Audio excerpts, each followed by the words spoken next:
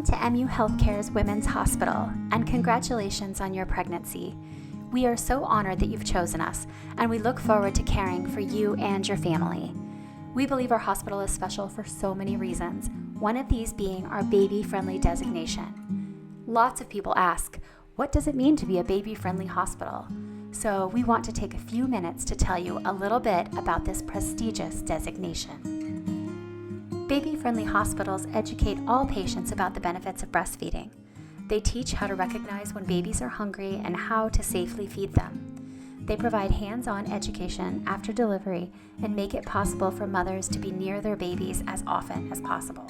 Let's take a minute to talk about the benefits of breastfeeding. Your body creates milk specifically designed for your baby, and your milk changes along with the needs of your baby. Did you know that as a breastfeeding mother, when you are exposed to certain germs in your environment, that your body revs up its immune system to fight the infection? Some of these same immune bodies that you make pass directly into your breast milk and help the baby to fight the very same infection. This is one of the reasons that breastfed babies have lower chances of contracting respiratory illnesses, stomach bugs, and ear infections. Breastfed babies also have half the risk of sudden infant death syndrome and are less likely to develop diabetes, obesity, and certain types of cancers. If your baby needs care in our neonatal intensive care unit, your breast milk is a medicine that only you can make. Our littlest patients have special needs, and breast milk is easier to digest than formula. Breast milk can also make it less likely that a premature baby will get necrotizing enterocolitis, a serious condition where part of the baby's intestines become inflamed. Breastfeeding isn't just beneficial for babies, mothers benefit as well. Mothers have a lower risk of heart disease, high blood pressure, and diabetes. Mothers who breastfeed are also less likely to develop breast cancer and ovarian cancer. While science tells us that breastfeeding is a healthy choice, we know that it isn't always easy. This is why the baby-friendly hospital designation is so important. If mothers choose breastfeeding, we want to do everything we can to help them be successful. Hospitals that follow the 10 steps to successful breastfeeding help mothers achieve their feeding goals. If mothers choose to not breastfeed or cannot breastfeed, we want to also provide the best education needed so that they too can safely feed their babies. The American Academy of Pediatrics, the World Health Organization, the American College of Obstetricians and Gynecologists, the American Academy of Family Physicians, and the Centers for Disease Control and Prevention all recommend exclusive breastfeeding for the first 6 months of life. This means that infants drink only breast milk until the baby is 6 months old. At 6 months of life, pureed foods can then be added along with the breast milk. The World Health Organization and the American Academy of Pediatrics now recommend that mothers feed their children breast milk until they are 2 years old and even longer if mutually desired. So what does having a baby in a baby-friendly hospital look like? After your baby is born, we will place your naked baby on your bare chest. We like to do this as soon as possible and keep you snuggled for at least 1 hour. Placing your baby on your chest helps regulate his or her breathing and maintain body temperature. Babies transition from the world inside the mother's body to the world outside her body much easier when placed skin to skin. This time allows both you and your baby to bond. If you are planning to breastfeed and your baby hasn't nursed by the end of 1 hour, we try to keep you snuggled until that first feeding is complete. In most cases, we delay measuring, weighing, and examining your baby until after your baby has been skin to skin and breastfed. After you and your baby are both stable, you will go to the postpartum unit. This is where you will spend your remaining time in the hospital. Our healthcare team will support you as you get to know your baby, as you physically recover, and as you learn how to care for both yourself and your new infant. We work very hard to keep your family together while you are with us. Studies show that babies do better when they are close to their mothers. They eat more frequently, they cry less, they lose less weight, and are less likely to develop jaundice.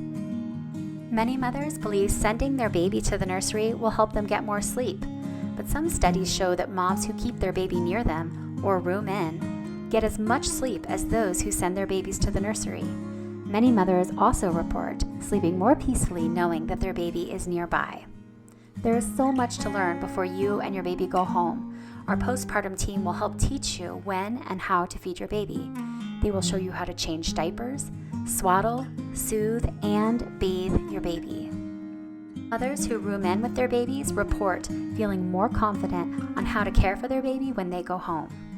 There are times, however, when it just isn't safe to have a baby in room with the mother. For example, if you are so tired or sick that you are at risk of falling asleep with or dropping your baby, our staff is there to teach you about these dangers. In these cases, we will then recommend taking the baby to the newborn observation unit until rooming in can be safely resumed. In most cases, your baby can remain with you during your entire hospital stay. Routine examinations, lab draws, and screenings will be done in your room. This includes a hearing screen, a test looking for jaundice or yellowing of the skin, and a heel stick recommended by the state of Missouri looking for rare diseases in newborns. The only routine procedure performed out of the room is circumcision.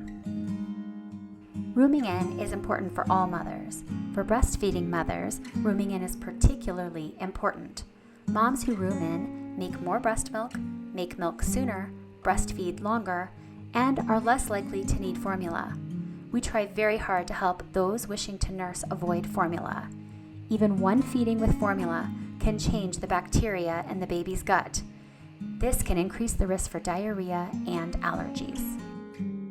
While we try very hard to avoid using formula for those wishing to breastfeed, there are times when formula supplementation may be indicated.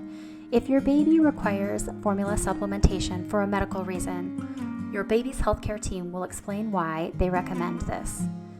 Now comes the question of how often you should feed your baby.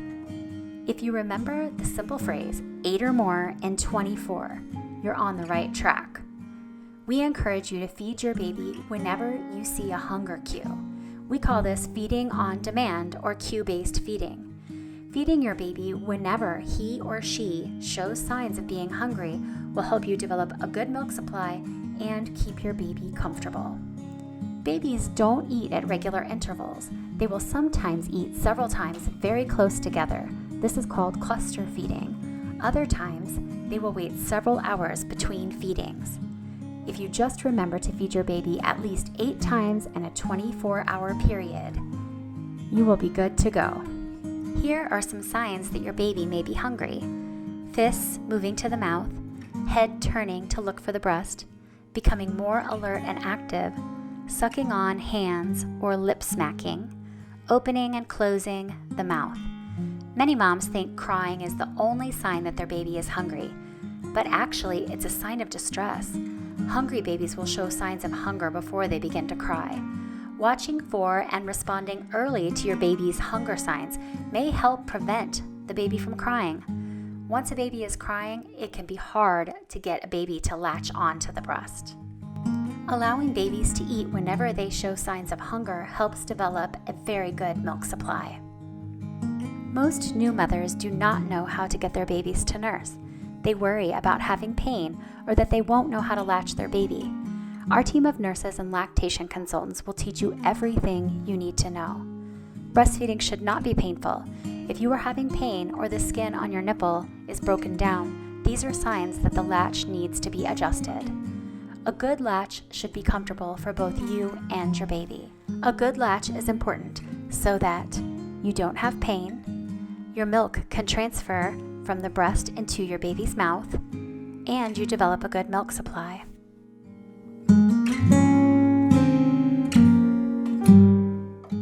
We want all mothers to have accurate information so that they can make the decision that is best for their families. Even if you do not breastfeed, having knowledgeable staff trained in infant feeding, placing your baby skin to skin, rooming in with your baby, and feeding your baby on demand are important for formula feeding babies as well. We believe that the baby-friendly steps help all mothers learn to feed and nurture their babies. We are proud of how we care for our mothers and our infants because these steps promote bonding, and healthy bonding makes healthy families and healthy communities. Thank thank you for taking the time to watch this educational video.